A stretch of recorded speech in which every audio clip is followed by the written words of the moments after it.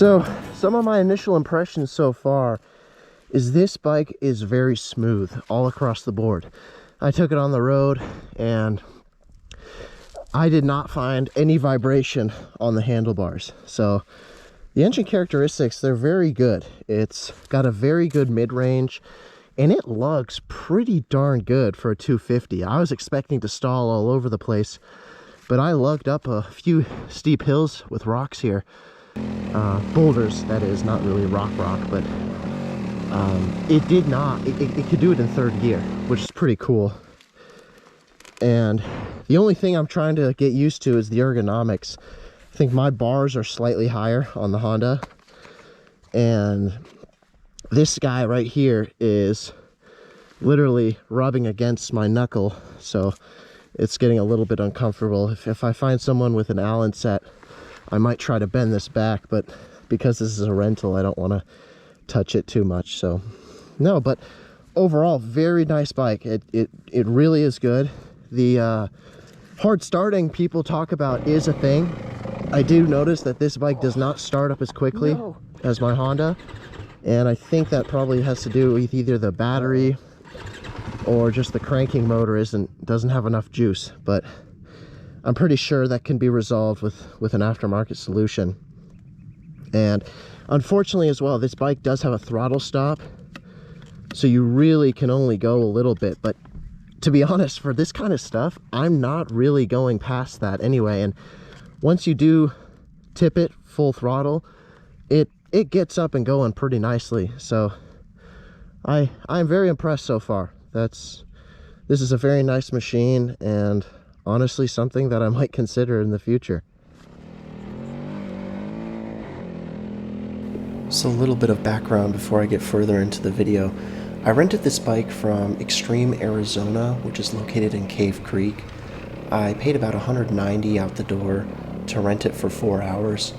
And overall, the customer service is great. So if you ever want to check out a dirt bike or so, I believe they have a CRF 250L, a WR250R, and this bike, the WR250F, for rent. So if you're in the area and you want to rent a bike for a day, I suggest you check them out. They were pretty good and easy to deal with. But back to the bike. So I gotta say that this bike was very smooth. Like I mentioned, the engine characteristics were really good, and I was surprised by the fact that I didn't have to wring it out in nearly every situation. That was kind of my concern, was like, oh, coming from a 450, you know, the power is just so effortless and the amount of torque is insane. Like, compared to my 450X, I definitely do notice a power difference, but the biggest takeaway that I've learned is you just don't need all that horsepower on the trails. And even all that torque too. I think torque is very good to have, and I think that's actually a more important power figure than just raw horsepower, just because torque gets you up places quickly and it's fun. So no, the engine was very good. I was surprised by just the mid-range power, and it was actually fun being able to wring a bike out a little bit. And I didn't really wring it out full tilt. I didn't even get close to the red line, I think.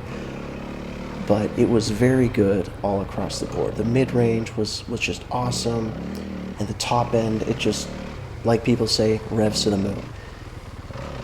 And as far as like I'll keep going on the engine here, the handling, what differentiates like the 250 and the 450, you can really tell the two apart in terms of like how these handle. The 250 just turns into corners much easier, and because it's less engine, I think, momentum or so with the piston going up and down, it just makes the bike feel so much lighter than it actually is. And they already are. The 450X is 20 pounds heavier than this 250F, and that's already quite a bit of a difference. So when you combine that with just lighter engine geometry and like lighter physics, I guess, it really just combines to a large handling difference. And I took it into some tight stuff, and I did not once overshoot a corner or do anything weird. At least I didn't feel that way. And a big thing for me too is just I did not feel as tired with this bike. When I got off, like a 20-minute session, I was ready to keep going and riding. And that's one thing with the 450 that I'm really not a big fan of, is you have to wrestle that thing down in the tighter stuff just to keep it in line, because it just wants to overshoot turns a little bit more. And yeah, I know sometimes you can lean the bike down further, or you need to lean it down further in order for it to go where you want it to, but you know, you can only lean it down so far, and then you start losing traction at that point. I don't know, it just kind of, to me, wrestling a 450 for 3.5 to 4 hours just gets tiring, and it gets old pretty quick. So nothing wrong with the 450 on the trails. I think it can be managed, but you just have to be really in control and just need to be in good shape for that. So I think the WR250F is really good just for putting around, and if you want to ride aggressively, you can. It's got a very good versatile power band. I think anybody can jump on this bike and just start riding it, and even if you're an experienced level rider, you can have a boatload of fun on this bike. So engine is, I think, probably a 9 or a 10 for me. It checks all my boxes. Next thing too is suspension. So I think the suspension was very well set up, and I didn't even mess with the clickers. It felt very different to the Honda. It felt more stiff, but when I got over like doing the faster stuff, it felt really good, and it was just planted. And the thing is, the suspension, I believe, is set up well for every types of terrain. You could literally just turn the clickers to how you want them, and it'll do well pretty much everywhere. So the versatility is really good, is what I'm trying to say. So you can take this thing on a fast fire road and then go on a single track with rocks and not have to change it. So I think that's pretty cool. And I don't really change suspension out on the trail that much. I have done it once on the Honda in a really rocky section. It was just too stiff, and I just turned it down a few clicks. But I didn't go over anything crazy extreme in this video, but it just did very well. So I was very happy with that. And again, stability was another thing too. It just never got into any weird head shakes when I was going in the faster wash sections, and the front tire never felt like it was going to wash out. You just point it and shoot, and it just goes. So I think all three of those things, the engine characteristics, the handling, as well as the suspension, really makes this thing a great package. And I can't wait to ride more of it if I can, because I can't stop thinking about it. It was just that good of a bike.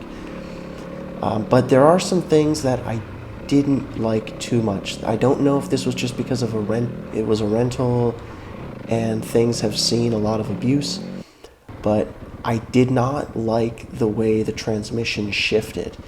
It was just very inconsistent with what gear you were selecting. So if I wanted to get into first, it would go into neutral. If I wanted to get into neutral, it would go into first.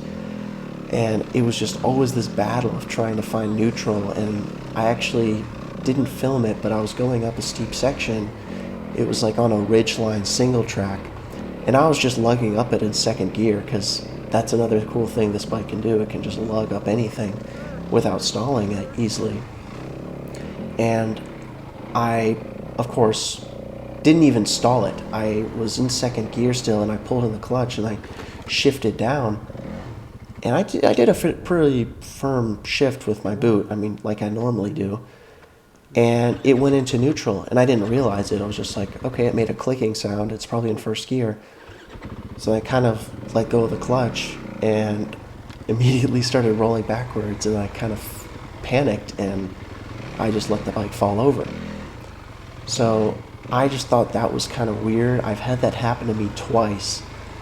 And this other times too, where it would just go into neutral when I want it to be in first gear, and that just got really annoying, and it actually kind of ticked me off. So I don't know if that's because it was just this bike. I've never heard anybody talk about this so it might just be me or the bike that I'm riding on. I don't know. One other small thing was the throttle cables and the brake lines. They were in the way of the speedometer, which got really annoying when I was just trying to check my trip meter, because of course I just wanted to see how many miles I could go before running out of fuel, and I always had to move the cables out just to see that information, and that got kind of annoying. And I've actually thought about maybe zip tying one of the cables to the handlebars just so it wouldn't get in the way. But then, of course, that might affect how the braking or the throttle cable actuates, so I didn't want to mess with that. So I think the real takeaway from riding this bike was just the fact you don't need 50 horsepower to have a boatload of fun on the trails. In fact, I've had more fun on this bike just riding it around throughout everything that I did today than I did on my 450. I really do love my 450.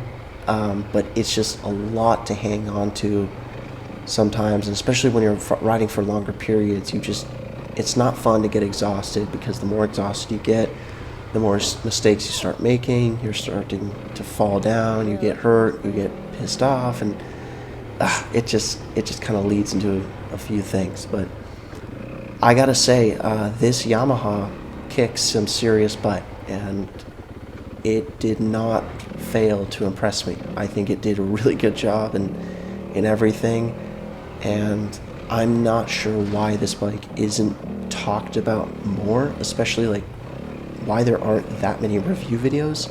I just think this is a really good bike, and because it's a Yamaha, it's just a quality, good running bike, and I don't think you're going to run into any weird issues or quirks throughout its lifetime. But again, I'm not an owner, I'm just speaking from riding one for a few hours. So really good bike. I might have just hinted on what my next machine will be, but we'll see. It's still quite a bit of ways, and the market is still kind of iffy, but maybe we'll figure something out. So thank you guys so much for watching. I know this wasn't really the best WR250F review, and I don't intend this to be a review. This is just me speaking my thoughts, and I was just think it's good to have more information out there online, just because it probably helps people out, and not everyone has a chance to ride the bike. So this is all coming from a 450 rider. I'm by no means a professional. I'm just someone out there who likes to explore and ride a little bit aggressively every once in a while, but try not to get myself hurt. So, hey, thank you guys so much again, and I will catch you with the next one. Take care.